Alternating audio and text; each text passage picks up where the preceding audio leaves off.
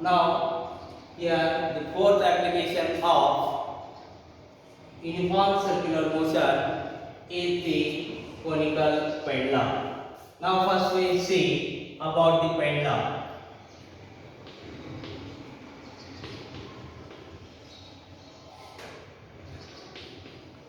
So, this pendulum, it is the tiny mass.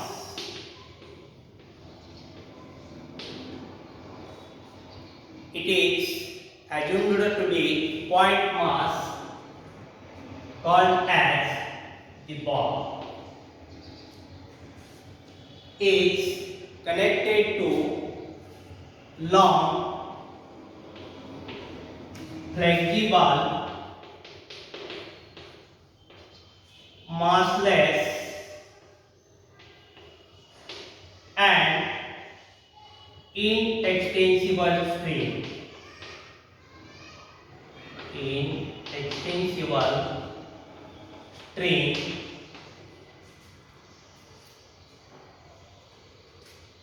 and it is suspended to a fixed support. So here support is the rigid support. So this is known as the pendulum. So pendulum, it is the tiny mass assumed to be point mass called as bob, and it is connected to long flexible massless and inextensible string, and it is suspended to a support. So this pendulum, it has two parts. First is the simple pendulum,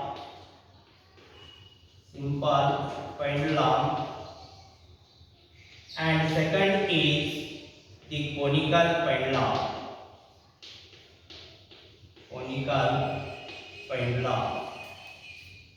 Now, simple pendulum means if the string is made to oscillate in a single vertical plane, then it is called as a simple pendulum. Now, the conical pendulum means if the string, suppose this is the string, it revolves in a horizontal circle and the string makes the cone about the vertical axis and the point objects or the bob makes horizontal circle, that is known as the conical pendulum. Means conical pendulum is nothing but it is the simple pendulum which is given a motion such that the bob describes the horizontal circle and the string describes the cone about the vertical axis. Now, consider the vertical section of conical pendulum. This conical pendulum having the length, suppose this is the length L of the conical pendulum, and R is the radius of horizontal circle, and small m is the point mass of the bob. So this is vertical section of the conical pendulum. Here L is the length of the string, L is the point mass of object. Then here consider the any position this pendulum is at point B. So at the point B, there are two forces acting on the pendulum. So first force is forces acting on the conical pendulum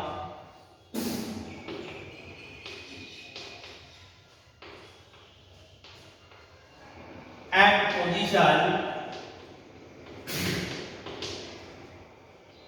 B. First force is the weight of the conical pendulum mg acts vertically downward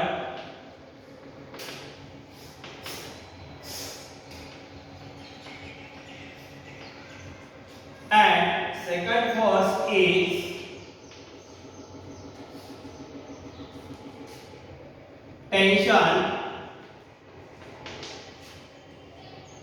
denoted by symbol T0, which acts along the string and it is directed towards the support A. Now theta, it is the semi-vertical angle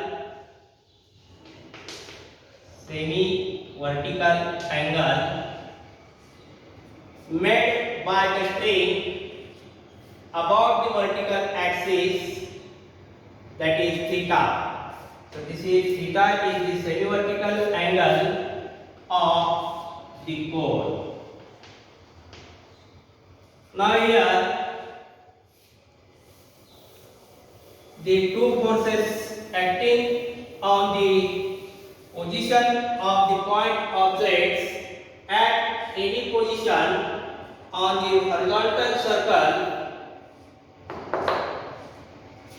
the weight mg acting in downward direction and tension T0 which acts along the string in the upward direction towards the support.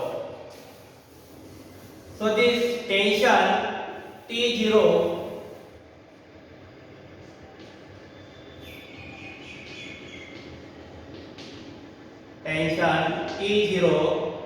is resolved into two components. First component is the horizontal component, that is T0 sin theta. This is horizontal component of the tension. And another component is the vertical component, that is T0 cos theta.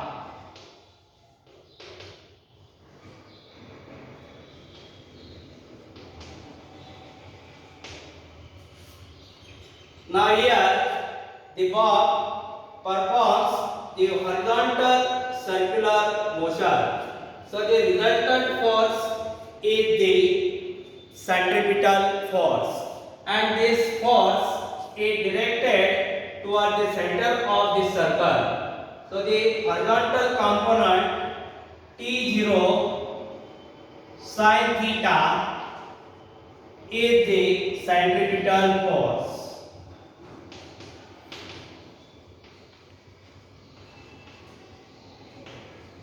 So T0 sin theta equal to centripetal force. The magnitude of the centripetal force is mr omega square, where m means the mass of the point object, r means the radius of the horizontal circle, and omega is the angular speed of the bob. So this T0 sin theta equal to mr omega square. Suppose this equation number 1. Now the second vertical component of the tension T0 is T0 cos theta. So the T0 cos theta, it is the vertical components of the tension T0. So this vertical component T0 cos theta, it is balanced by the weight of the conical pendulum, that is mg. So here m is the mass of conical pendulum and g is the acceleration due to gravity. Suppose this equation number 2. Now here resultant force is the horizontal component, that is the centripetal force, and this T0 sin theta equal to mr omega square, and the vertical component of tension T0 is T0 cos theta, and it is balanced by the weight of the conical pendulum. So from equation 1 and 2, dividing equation 1 by equation 2, we can write T0 sin theta left hand side divided by T0 cos theta equal to right hand side mr omega square divided by mg.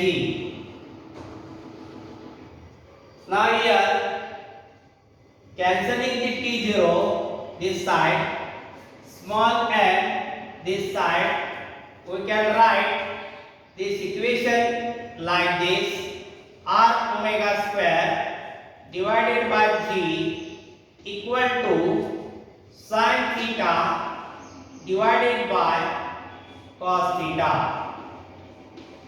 Again simplifying this relation, we can write omega square equal to j sin theta upon r cos theta. Suppose this equation is number 3.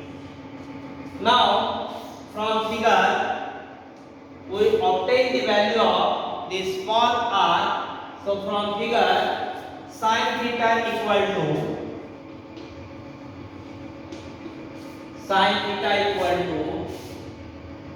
r divided by l.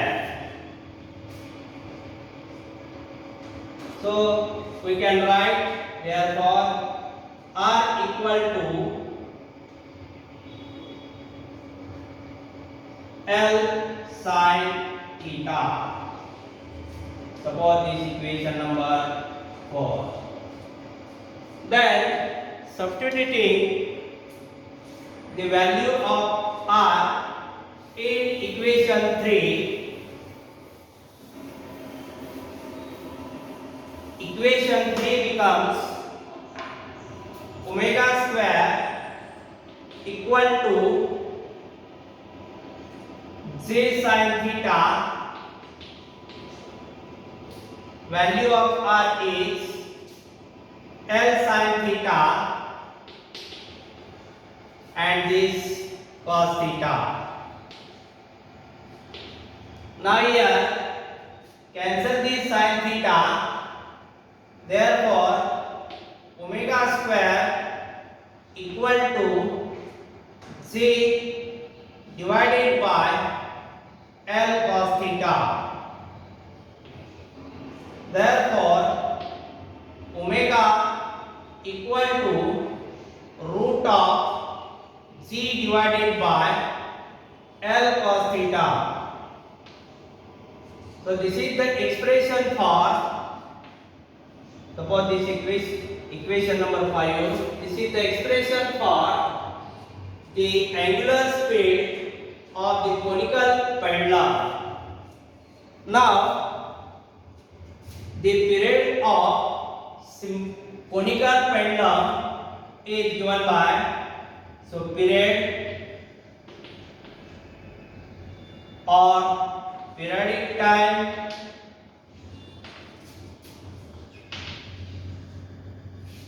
symbol used is capital T,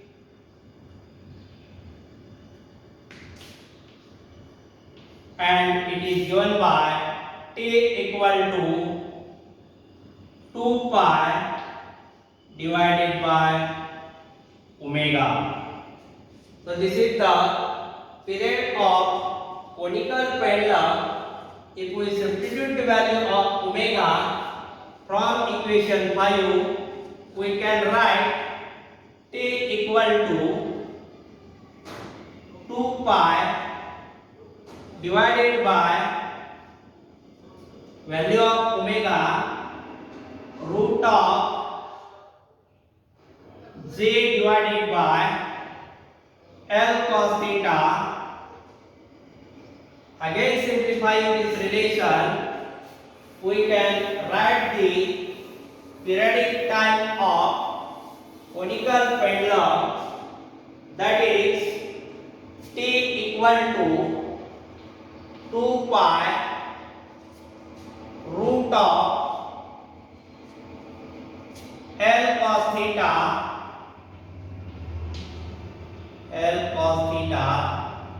divided by G. So this is the expression for periodic time of conical pendulum. Suppose this equation number 6. If n is the frequency of revolution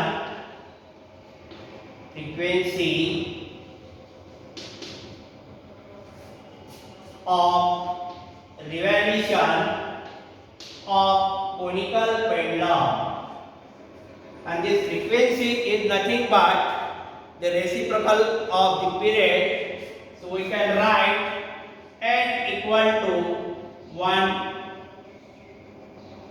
divided by t, means reciprocal of the period, it is called the frequency. Now from equation 6, substituting the value of period, we can write the frequency n equal to 1 upon 2 pi into G upon root of G upon L cos theta. Suppose this expression number 7, and this is the expression for frequency of revolution of a conical pendulum. So this frequency, it depends upon the 3 factors.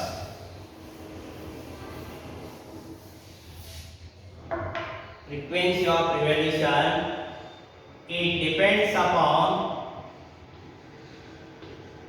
3 factors. First factor is length of pendulum.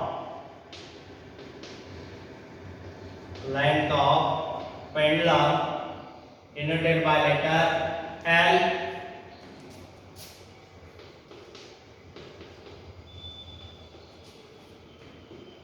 So from equation 7, here L is the denominator term. So this frequency n is inversely proportional to the under root n.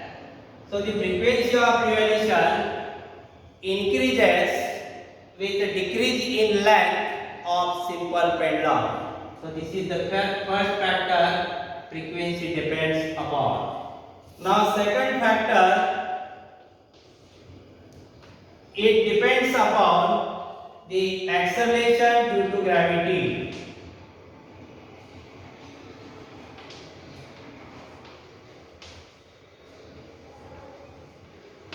Symbol used is small g. So again from equation 7, we can write n directly proportional to root of g.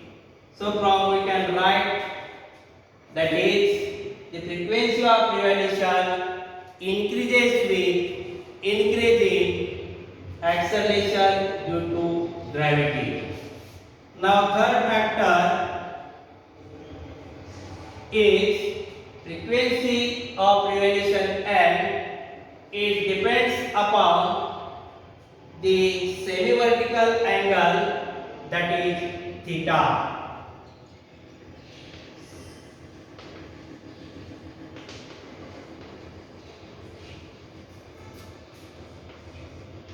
Again from equation 7 we can write n inversely proportional to root of cos theta. If you increase the angle of inclination, that is theta, the value of cos theta decreases. Hence, the frequency of revolution, that is n, increases with increase in theta. So this theta lies between 0 and pi. So this frequency of revolution, three factor depends. First is length of pendulum L. Frequency increases when there is decrease in length of the pendulum. Frequency of revolution N increases when value of acceleration due to gravity increases. Then third factor is frequency of revolution N is increases with increase in semi-vertical angle, and it is independent of mass of the conical pendulum. So this is about the expression for the periodic time of conical pendulum and frequency of revolution N in the an inertial frame of reference. Now see the figure.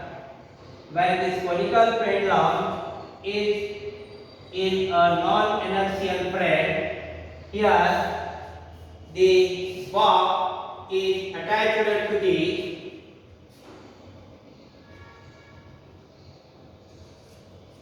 non-inertial frame of reference. The magnitude of the centrifugal force, that is CFF, is mr omega square. It balances the all real types of forces, that is the centripetal force. So this centrifugal force is balanced by the centripetal force. So centripetal force, it is the real force. So the horizontal component T0 sin theta equal to centrifugal force, consider its magnitude only, that is mr omega square. So this is in non-inertial frame of reference. We get the same expressions for the periodic time T, also for frequency N of revolution of the conical pendulum in the non-inertial frame of reference. So this is about the conical pendulum in the non-inertial frame of reference.